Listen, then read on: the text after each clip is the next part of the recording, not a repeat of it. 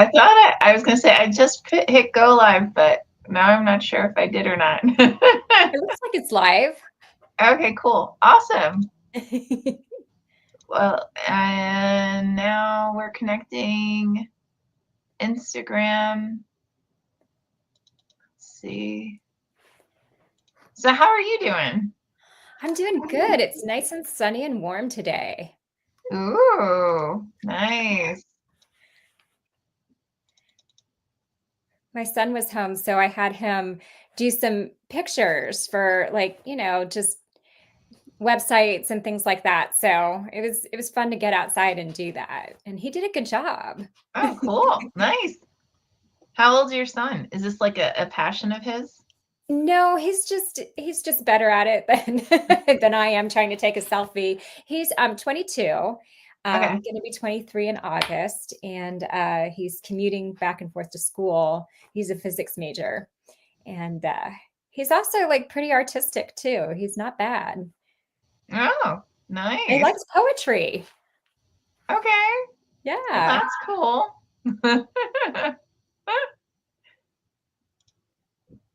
uh, it looks like, okay, sorry. I'm like trying to, so it seems as though live stream was taken over by Vimeo Mhm. and, uh, another, Submittable was taken over by another company. So they're, everything's kind of messed up. So, I was still able to get in, and it still says StreamYard on the link. so it what it looks like they did was any kind of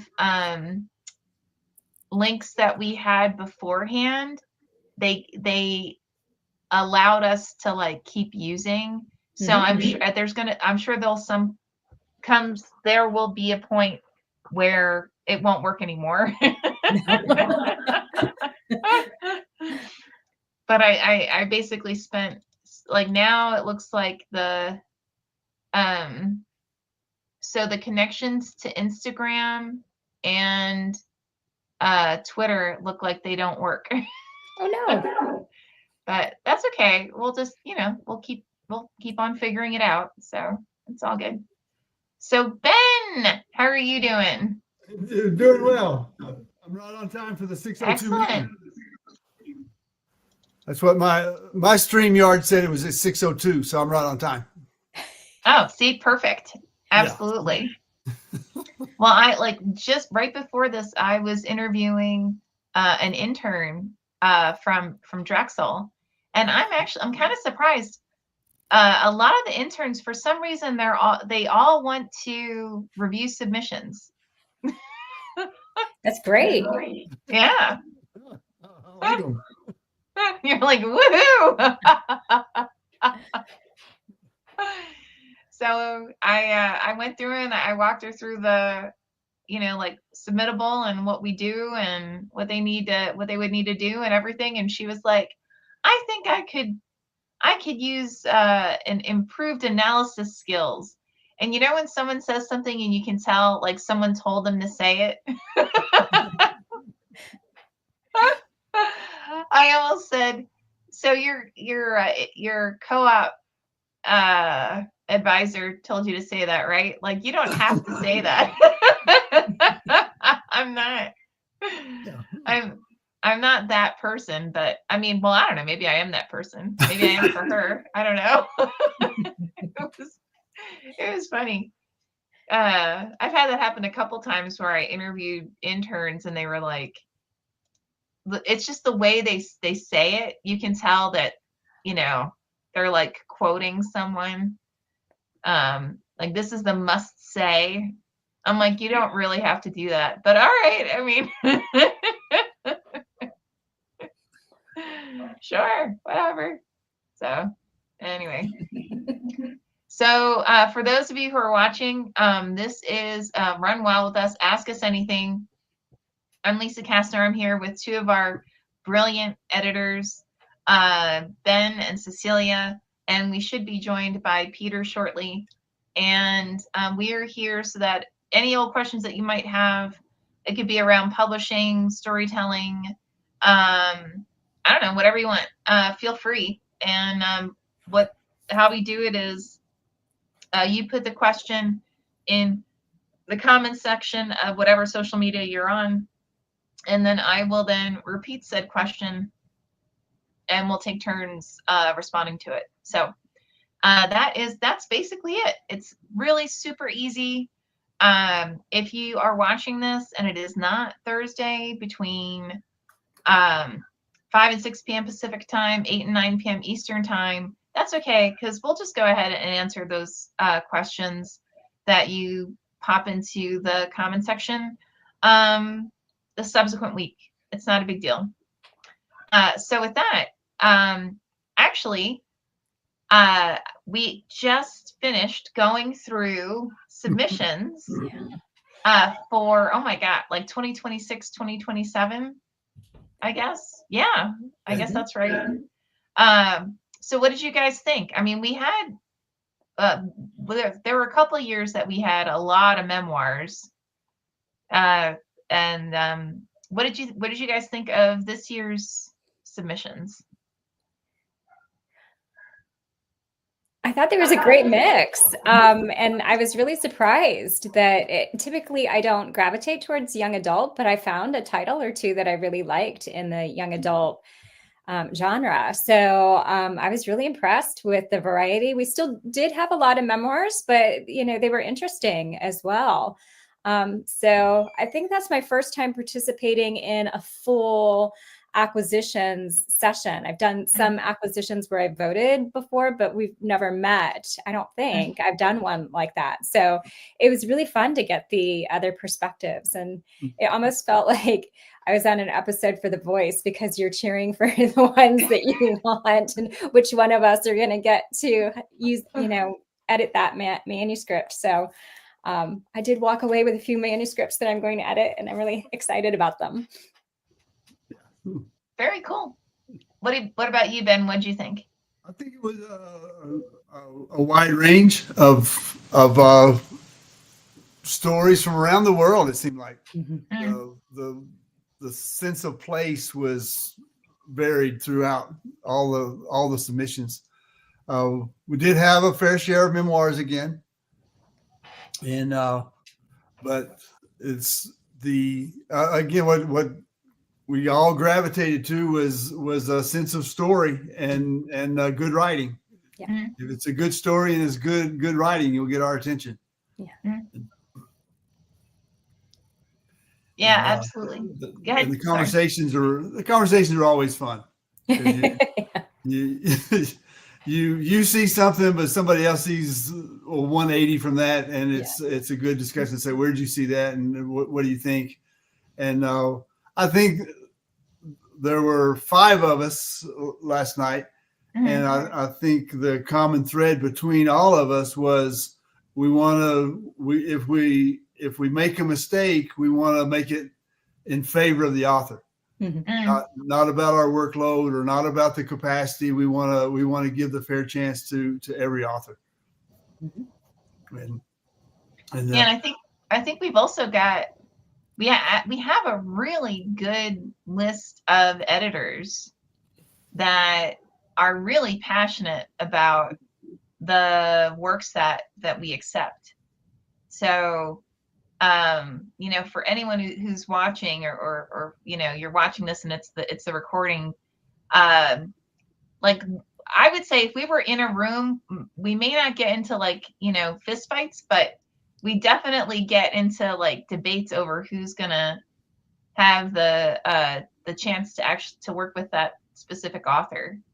And we're really blessed to have a really good number of stories that are really strong and have a good backbone that we can help the author, really elevate that specific, whatever that narrative is. So, it's really, really good. And it's a lot of fun, right? Because to Ben's point, we're looking for in favor of the author. We want to make sure that, if we have an opportunity to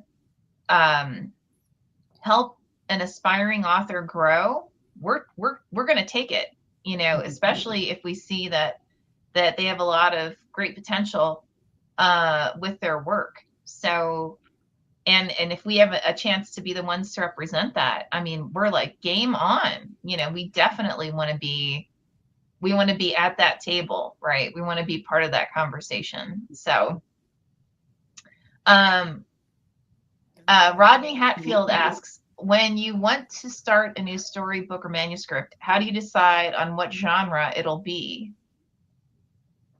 Is that as a writer? Rodney, is that as a writer? It must be as a writer, because the editor doesn't decide on the genre. Yeah. But I know Rod, and I know he knows that. So. Okay. Yeah. As a writer, I wouldn't even think about the genre going in.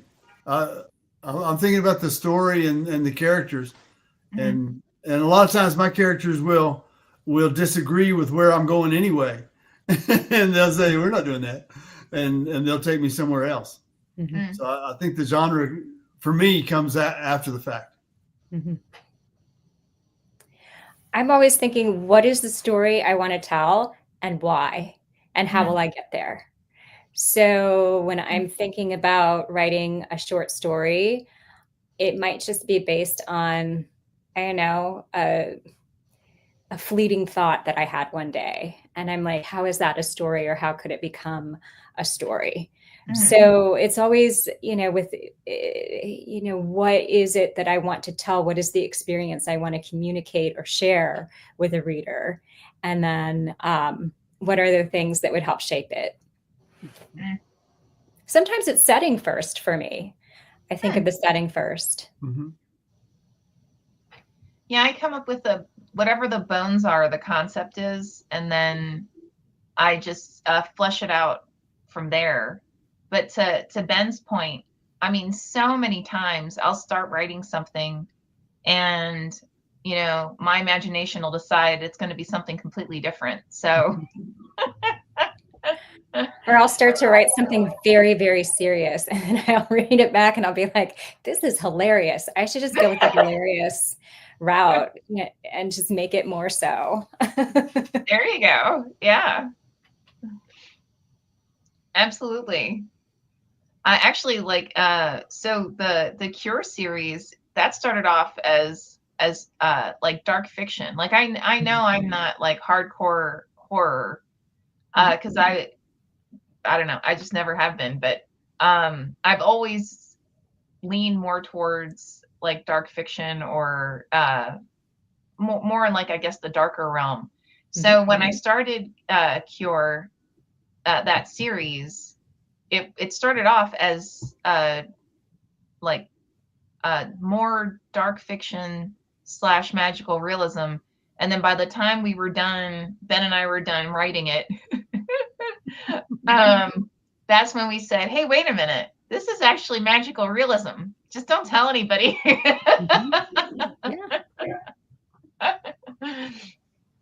So, yeah. Through it all, it's still character driven. Yeah, that's true. I mean, you care what happens to Luna. You care. And yeah, you better. Otherwise, you're going to be really bored.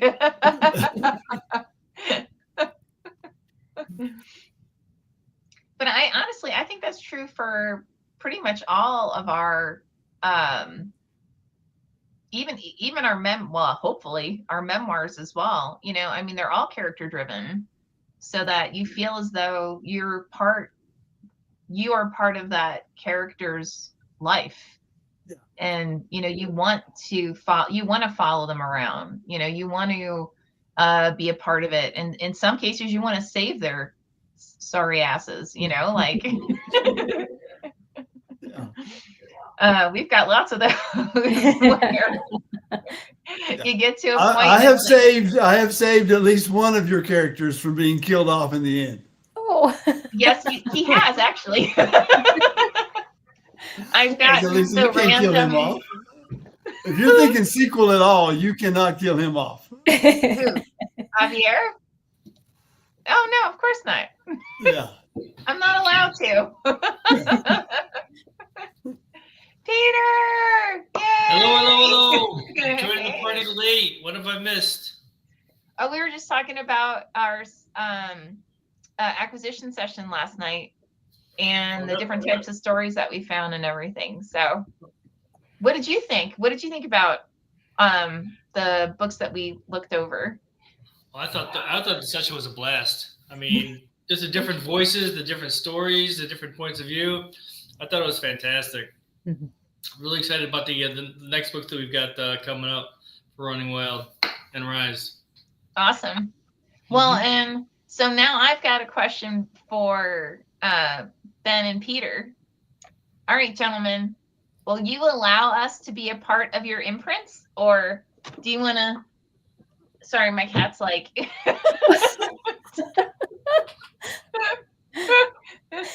She's just like.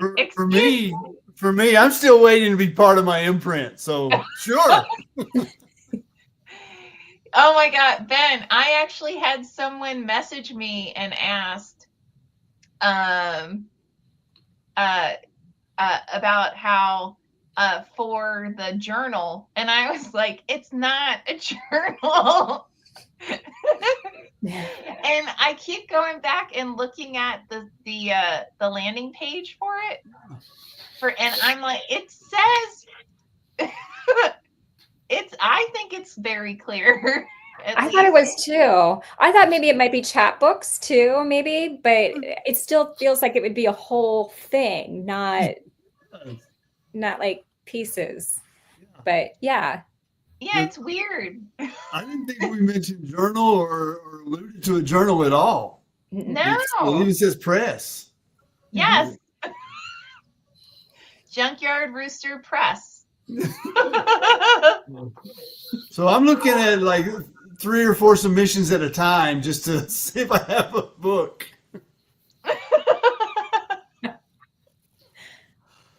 But Ben, are you looking to publish collections of poetry? I mean, what is the At this point, it may even be the first thing through, maybe an anthology because of what I'm getting. That's what I thought it might be. Yeah. So, but it's not a journal. It's not a journal. Are you accepting hybrid experimental Of course, things? yeah. Oh. That's what I kind of thought it would be. Yeah. And it's anything you go out to the junkyard and put together, we'll take a look at it. That's really good. We actually encourage you to do that. Just put me together a whole car. Don't send me a tire. That's got to be your byline. Like that was. Say that again. What was that again? You're like, I don't know. What did I say, Peter? What did I say? You're the only one who listens to junkyard, see what you can put together. Yeah. I love that. That's awesome. I do too. Yeah. Yeah. Go to the junkyard, see what we put together. I'll write it down. I'll remember it. Okay. Because I'd already gone on to something else. That just explodes the imagination. I love it. Yeah. But, so right now, I may be looking at the junkyard slush pile to see what I can salvage. We'll just keep the theme going, and piece together. It's because I have some short stories in there. I've got some standalone poems, and so it may be an eclectic mix of creativity. Yeah, you got a lot of like poetry collections, but they're not long enough to really be a collection. Yeah. So instead of a slush pile, would it be more of a junkyard spare parts bucket kind of thing? Yes.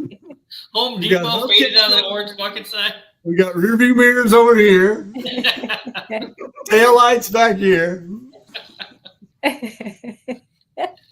yeah, it's not a slush pile. Every bit of it's valuable. Of course they do. That's why they sent them to you. Mr. Journal. No. No. So, how about you, Peter? You're going to let us participate? Absolutely. I mean, I want input. I want to see what's going on. I want the crew. I mean, if I All got right. if I'm doing this, I'm not doing it by myself. I'm doing it with the team. I need the help because like Okay. you can't do that, Peter. Like, oh, okay, I won't do that one, but I have some guardrails. I mean, I'm not betting for crying out loud.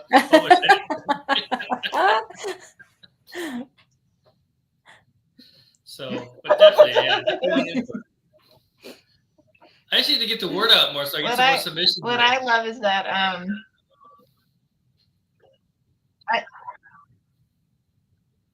yeah, you do.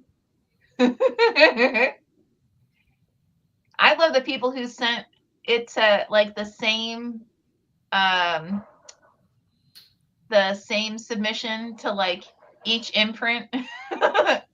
Oh, I see. Yeah. It was like, and then they did it like 2-3 times. I was like, what are you doing?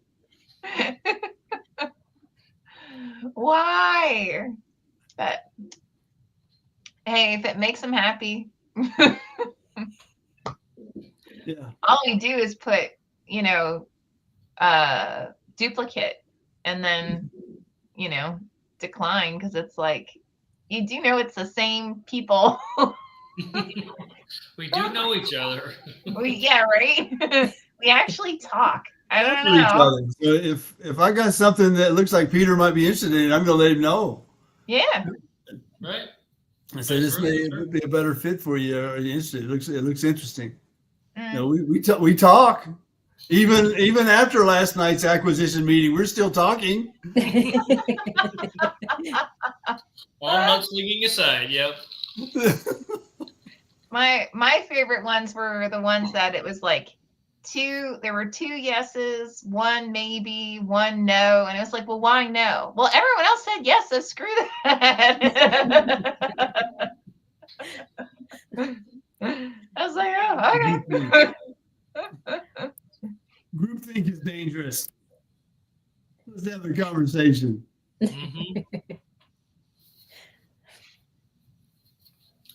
Awesome. Yeah. So Cecilia, what did you think? I mean, because to your point, I think that was your first ever acquisitions. Yeah. Yeah. It was my first to see everybody in the same room, basically deciding on, different manuscripts. And so I'm also working on a manuscript, and it makes me think about, okay, so I'll be submitting that manuscript somewhere, and we're going to be having the same conversations. Somebody's going to be having the same conversations about that manuscript somewhere. What am I doing to make sure that story really comes together in the first few pages, that people have a real sense of story in those first few pages? So and in that synopsis and in all of your preliminary materials. So it made me really think about the process from the point of view of a writer too, like submitting and what we're looking for, and like even what intuitively I was looking for as an author, that real sense of story. And then I went back to my manuscript today, and I'm like, is there one that's like really good in the first few? And there is, but I like from the perspective of like more objective perspective, okay, this is how I need to edit this. This is how this is going to work. And I'm much happier with it now after last night's session. So I really encourage people to like volunteer as readers or whatnot for literary magazines or whatever it is, because you get a sense of what people are submitting, what an interesting story is to you, what you start to gravitate towards, and how you can improve your own writing. That's interesting, because none of the readers, the interns, were on the call last night, were they? I don't think so. Okay. Because I actually mentioned to Ben, we were texting or emailing before the call, that it's interesting to look at the process from this perspective, as opposed to from the writer's perspective of investing all that time, effort, and energy into creating the manuscript and submitting it to a press or multiple presses. And then from where we're sitting, from editorial standpoint, acquisitions editors looking at the manuscripts and seeing where could it fit into our press. Mm. And even if it's really, really good, it might not fit our press. So we had to turn it down because it's not a fit for our press. Right. But from this perspective, looking at the manuscripts as a whole, as opposed to please, will you publish this kind of thing? It's a very different perspective. Mm. One that I find profoundly more, interesting and exciting, and just much more. I just said it, interesting and profound. Mm. So it's almost like we have this rubric inside our head already. Is it a story? Right. Does it fit the press? We've already got it in our heads, and we're going through it together, and we're kind of making sure that rubric is consistent. And so that's your consistency measure, these acquisitions sessions. Right. Because there were good stories that I turned down and I said no on because they just didn't fit the press. The writing was good, the plot was good, but it just wasn't running well on press material or Rise. Yeah. Mm-hmm. Exactly. We have to be careful to let go of previous decisions. Right. We've got to go in with an eye on the work in front of us. Because we can say, oh yeah, we'll take this one because it's a memoir like we've already published. That may not be the reason to publish it, something like it again. It may be the reason not to. And I think that goes back to the judgment of is it right for the press at this time? Yeah. And we because we don't want to stagnate either, and say it's right for the press because it's what we publish something like it. And Right. And we don't want to be routine and habitual. Well, that's true. Well, and admittedly, though, we will accept a work if we know it needs work, but we know that we can work with the author. Like that makes a huge difference, to have somebody who, like, it's a dialogue. It's not they're not getting, they won't get mad if you actually give them feedback on their work. And, people watching, you'd be surprised at the number of individuals. I mean, there's so much conjecture. There's so much, almost like mythology around publishing that people buy into. And, to the number of times we've had authors, present something to us and then say, and it's done. You don't have to do anything. And, that might be true, but 90% of the time it's not true. And that's okay. It's supposed to be that way. Like you don't have to go to a publisher. I mean, yes, have your typos fixed, what's more important, what's less important is having a work that is it's finished so that you feel comfortable releasing it to the world. But what's more important is that you're coming to whoever your publisher is and to whoever your editor is with an open mind to say, hey, let's have a dialogue about this. Are there areas here that, could be elevated, that could be strengthened? Is there something you're trying to have come across that currently it's not working, but, we can help you get it to the point where it's not just working, but it's like, stellar. And at least in my mind, that's our job, right? That's why we're here. I mean, yes, we get to read lots of great stuff that before anybody else has an opportunity to even check it out. But even more so, our jobs are to say, hey, this is fabulous. And what if we did this? Like, wouldn't that be kind of cool? And it's okay for you as an author to say no, right? And it's just, hopefully the no isn't no just because I said so, right? It's no, and here's We've all had those. Yeah. here's the reason why, or here's what, Right. here's why it doesn't fit with the overall piece, or whatever the case may be. And I hate to say it, you do remember the authors who are like, no, because I said so, Because you don't work with them again. We're believe it or not, guys, watching, we either don't get paid or get paid very little. So we're not doing this because we're saying, oh my God, I'm gonna be, on the next millionaire, right? We're doing this because we believe in the works and we believe in what we're doing. Or at least I can't speak for everybody, but so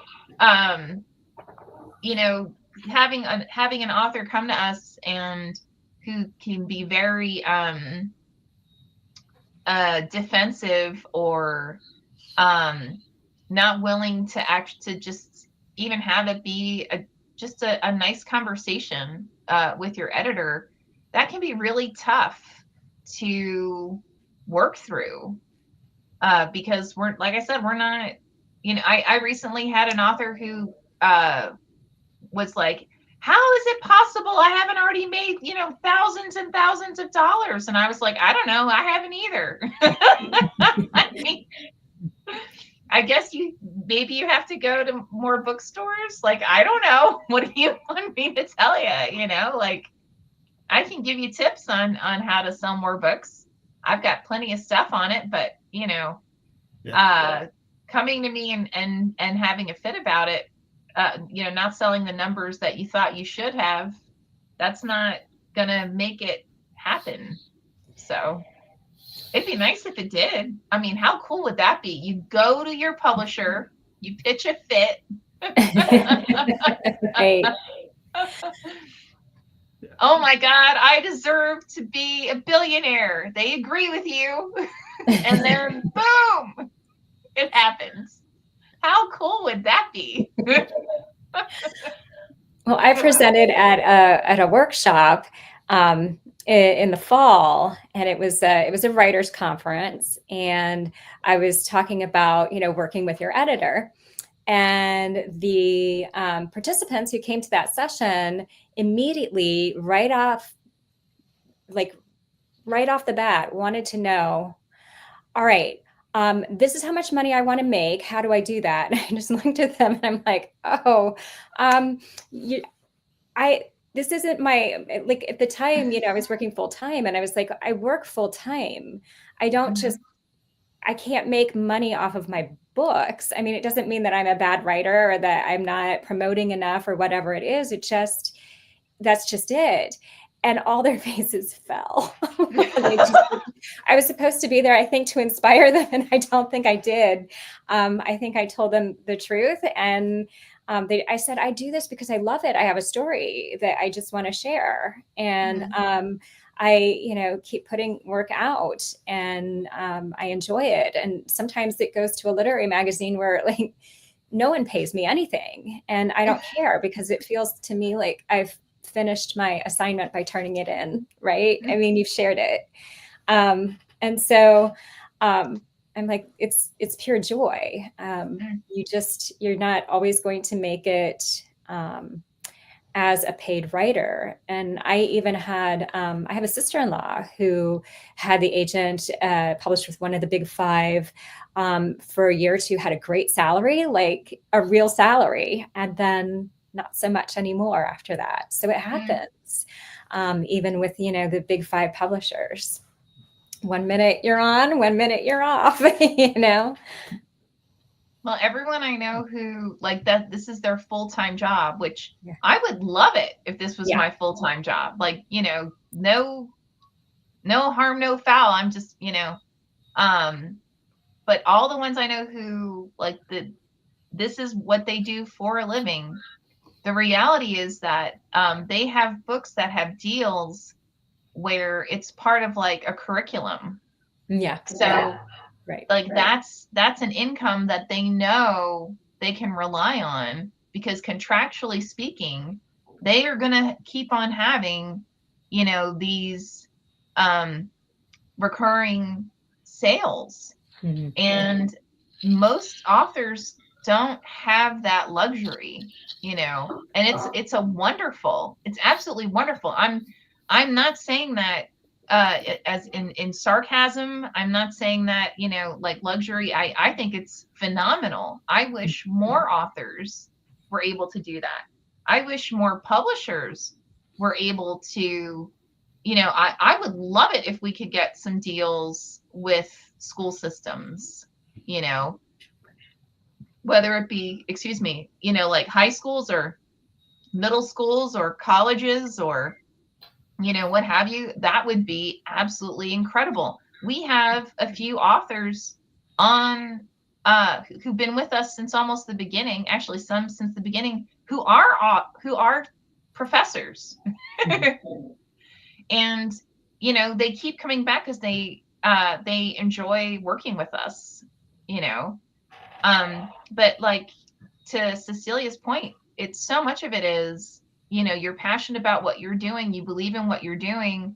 And, you know, now mind you, we are constantly looking at how can we break that whatever that seal is, right? That mystical, you know, magical thing.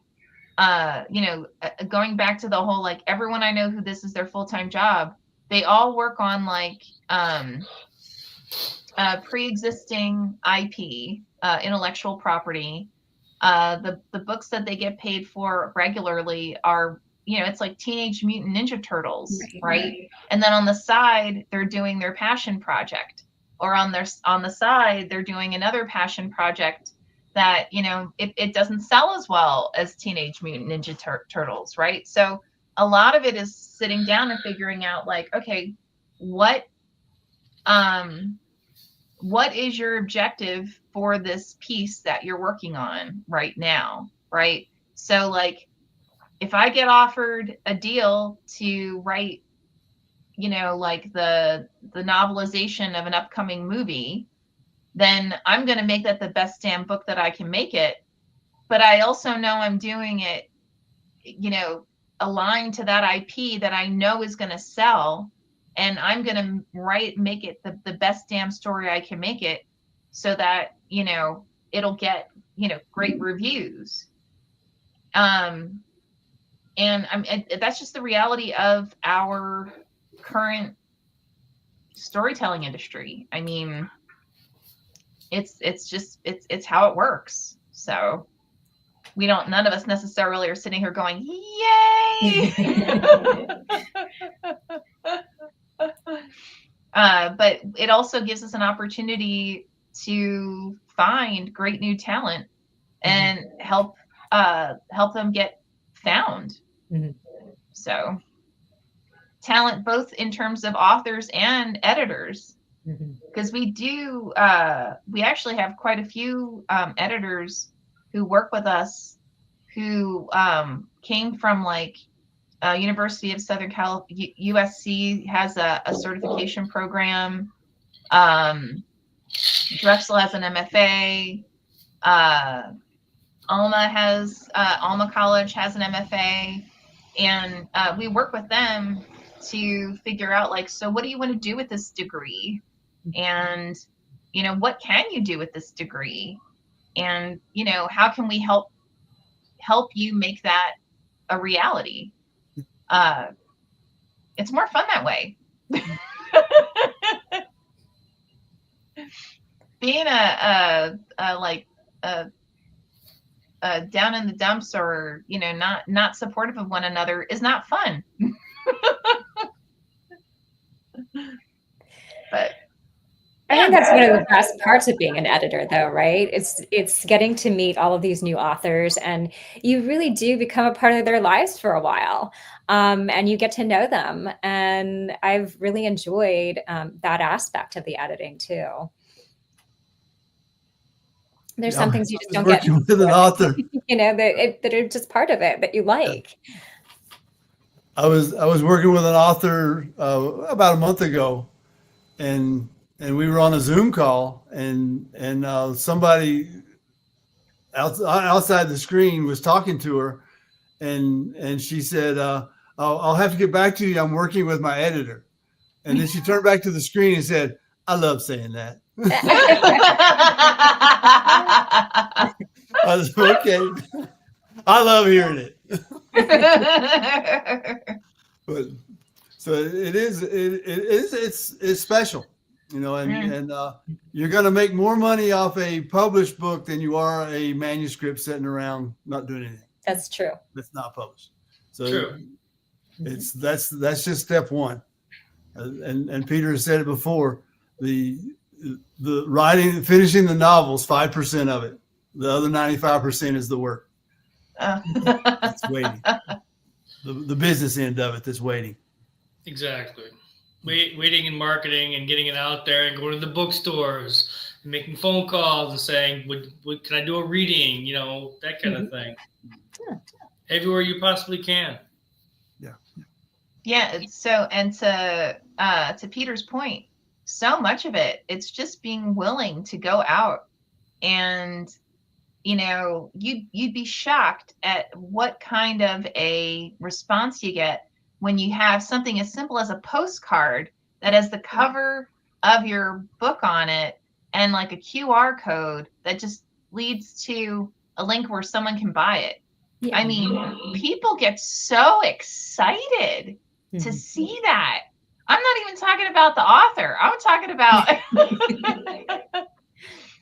like random people at like book festivals and at like, you know, writers conferences and stuff. I mean, they really get into it. It's like, oh my God, you did that. That's so cool. Oh, I'm so in. Like it's amazing, but you have to put in the work. You have to actually put yourself out there and be willing to talk to people. So part of the issue is that, I mean, we spend our time in our I'll call it hovels, writing, banging out, you know, 1,000 words a night kind of thing. And now I have to go out and market this. I have to talk to people. I have to be in public.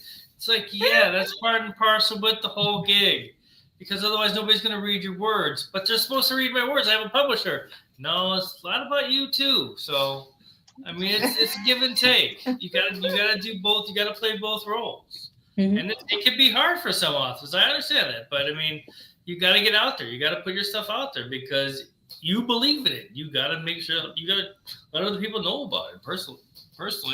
And there's always a local bookstore that wants to support a local author. There's always one. You can always find one. So, you know, it's funny that you mentioned that, because I was at the Los Angeles, the LA Times Festival of Books, and there were a couple people who actually came up to our booth and they said, "Oh my God, I loved your book." And I was like, "Holy shit, you read it?" That's amazing. And like, they actually could recite different aspects of the story to me. And I was like, wow, you really did. You're not just saying that. That's awesome. But I mean, it's so, to have someone come up to you and say, oh my God, I read your book and I loved it. And then like actively pursue getting the follow-up book, right? And then like inquiring about like the next book in the series. I mean, that's like, oh my God, yay, you liked it. That's when you grab your ears and keep your head attached to your shoulder so it doesn't get too big. Because then it should be. It should get that big. Actually, or you go, well, really it was Ben. Ben wrote it. Oh, Ben edited it. That's why it was that good. Ben edited it. Ben edited it. Get your characters alive. I really liked your book. Oh, you're the one. Oh, that's so fabulous. But I mean, seriously, we are actively working on finding ways that you know, especially those titles. Sorry, she's just having. How many cats do you have? I have one. I One. have one cat. That's all you need. Barely. Clearly, that's all you need is one cat. You just need one. But like, you know, we are actively working on finding ways that we can have it where we're selling, you know, especially for like authors like Curtis Smith, you know, or like Dwight Wilson, who they've both been with us forever, you know. Right.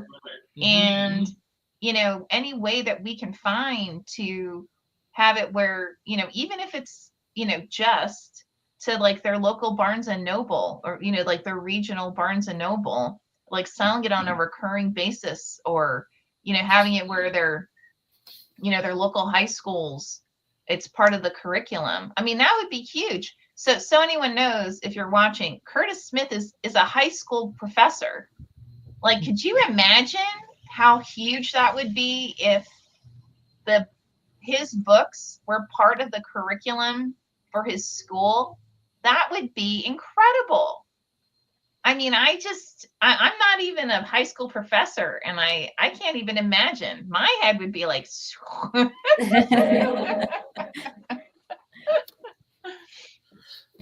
his students have to. Go and ahead. then you would have to go and visit the school as his editor. Well, I mean, you got to think that his reading, I mean, he puts out a book a year at least. Yeah. I mean, he's putting out 2 books this year, and you got to think his students love him. So they got to pack those readings, you know, 13, 14, 15-year-olds, however old they are, they got to pack those readings because there's Mr. Smith reading from his novel. I mean, it's got to be wonderful for him. And he just pumps those books out, and they're always fascinating. They're always gripping. His main characters are always so sticky. I like that they're sticky because they stick with you. You can't stop thinking about it. You can't forget them. It's really interesting the way how he crafts his characters. He's really brilliant. He's a real brilliant author. Mm-hmm. Like, I love working with him. Oh, and it's not even a question. Like, as soon as Curtis submits something, it automatically goes to Peter. Like, that's just not even that's just how it is. He doesn't swear that much lately. I mean, he hasn't cursed that much in emails saying, like, God damn it, him again? That has curtailed in the last couple of novels, so it's a good thing. All right. Now I'm working on this book, his latest book, Stepsisters, which is just a brutal sister story. And there's this one moment that just turns the whole novel around, and it's just amazing. So I'm really excited to see what this novel is going to do when it gets published. We're almost to the final edits, and as always, I'm excited about Curtis's work. So this one's going to be another phenomenal book. So I'm excited. And I'll have fun presenting it to the distributor, because what we pitch to them, they then, like, that gets their gases going to, you know, highlight it to the different retailers and stuff. So yeah, that'll be fun. Yeah.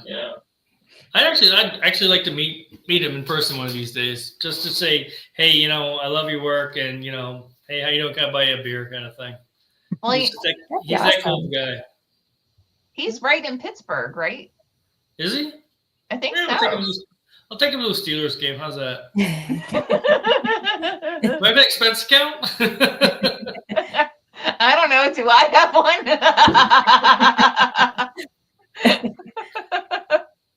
How cool would that be? That would be cool.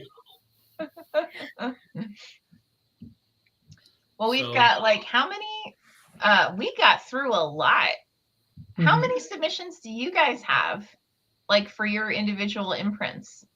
I've only got a few. I want to talk about that a little later on. I've only got about 10 or 11, and many of them don't quite fit the what I was looking for. So I want to see what I can do going forward to open up the gates and further clarify what I'm looking for as a press. Oh, got it. Some of the names are folks that have submitted to us a few times. So Well, they've read the press's description. They said it fits this, this, and this. And I'm like, no, it doesn't. No, it doesn't. No, it doesn't. Points for trying. So do you? I mean, you could also like go to different schools or go to different writers conferences and stuff, and ask for submissions. that's part of the plan. Definitely. Oh my God. Sorry. I'm like looking at Ben, I'm looking at Junkyard Rooster. You have 71 submissions, but It's a lot. like, yeah, but to your point, how do we clarify that it's not a journal? That's so weird. Yeah. I don't know. We'll have to like figure that out. It's insubmittable when it comes up. How do you edit what you're looking for? You mean like for the projects? Right. If you click on Discover and all the open submissions come up, and you click on one of the submissions, it comes up and says, "This is such and such, such and such, such. This is what we're looking for. Visit the website or submit either way." And so there's got to be a way to edit that to make it more clear. Send me all your junkyard parts.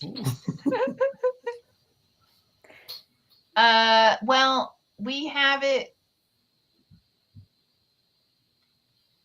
the way. Well, what we should do is probably like you and I should just sit down and go over it together and figure it out. Because right now it does have it where you could submit a novella, you can submit a full length. It does have, shorter forms, but that wasn't the intention. Right. Which is weird. But yeah, so I don't know. You and I, we can just sit down and figure that out. I have a sneaking suspicion because you can submit like a single novel or novella or a collection. People assume that meant it's a journal, even though it says press in the title. It says rooster in the title too, but they're not sending me chickens. Well, we could change that if you really want a chicken. Submit your chickens through Submittable. Chickens. Your piece has to be about chickens. Has to use the word chicken in there at least once. Yeah, at least once. Oh And my if you have a God! character named Now I Chicken, want you to get do extra that, right? Oh boy. If you could have any, like, what would be your dream submission? Well, actually, right now there's one in there, and I've talked about it before. There's one in there, and I need to go back and find it. It's just not long enough, but it is a collection out of Eastern Kentucky, and cool. it's got a really good sense of place, and a good sense of characters, and it's a collection of short stories and poems, but it's got the theme of place running through it. And so that to me is appealing. If you can think of a place that more than one event happened, where more than one event happened, and you carry that theme throughout a longer piece, that's appealing to me. And because it's a history of a place. Tell me more about the place. What else happened? It's not just that one event that you saw. Talk to the people, know the people, and of course that requires an author to transcend above it, because you can't write about people if you're right there with them. If you've got to get above them and see and look back down and see what's going on, and I think that's why some people are one and done about a place, because they don't stay up above it to look down. Or they don't create a southern town like Faulkner and say, okay, I'm going to put people in there as I need them because I know them, and I'll make it work. And but that's why to say somebody's a Southern writer or any kind of writer from a place, they're really not. That's where they grew up, and that's where they experienced a lot of life events. But once they start writing about it, they're not from there, or they are from there. They're just not there anymore.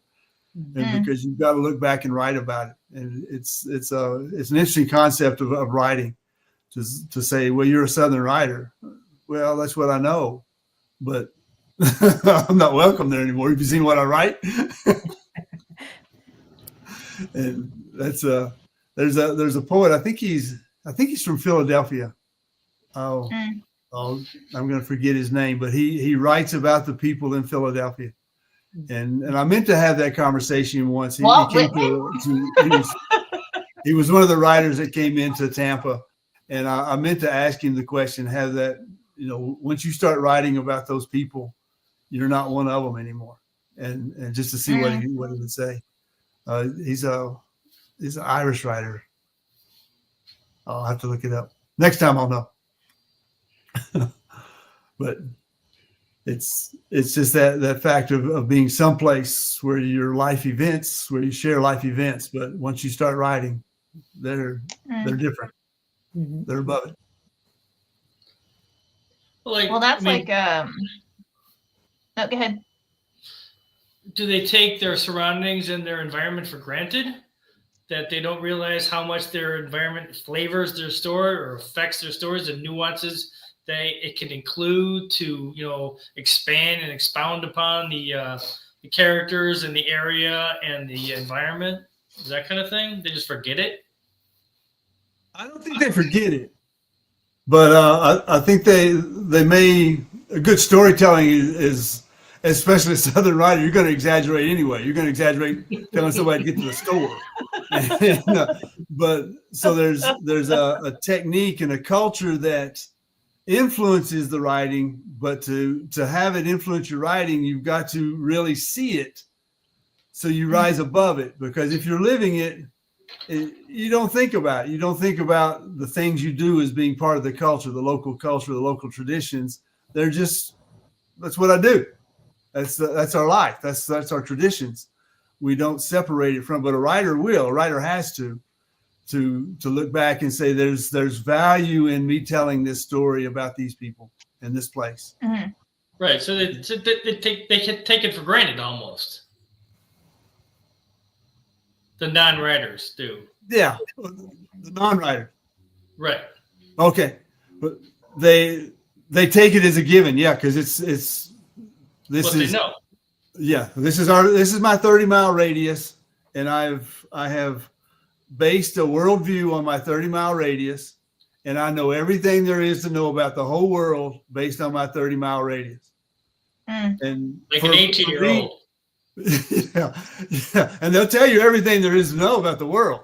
But for me to know that coming from South Central Kentucky and knowing that that's what's going on, I couldn't be there in it to tell you that. I wouldn't have seen it. I would not have seen it.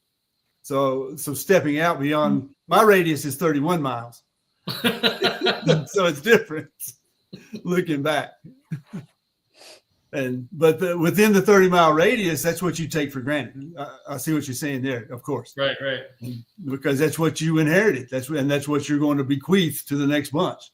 And say, here it is. What do you want to go there for? What do you want to do that for?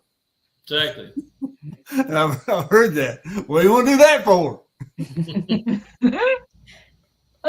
Well, it's different. Well, yeah, different. What do you want me different for? Don't get me started. No. Oh my goodness. I looked at and see that we got 0 watchers when I said that. So we'll see how many posts we get when it's recorded. Just you wait, man. I'm sure you're going to get some kind of I'm email. The hate mail's coming. What do you want to do that for? What do you want to do that for? Yeah. Wow. even within it, my brother bought a house once, and then somebody asked him, he said, "Where is he?" He said, "Well, it's down towards Conley Bottom." He said, "But what do you want to live down there for?" Wow. That's where we got. Wow. Yeah. Well, on that note,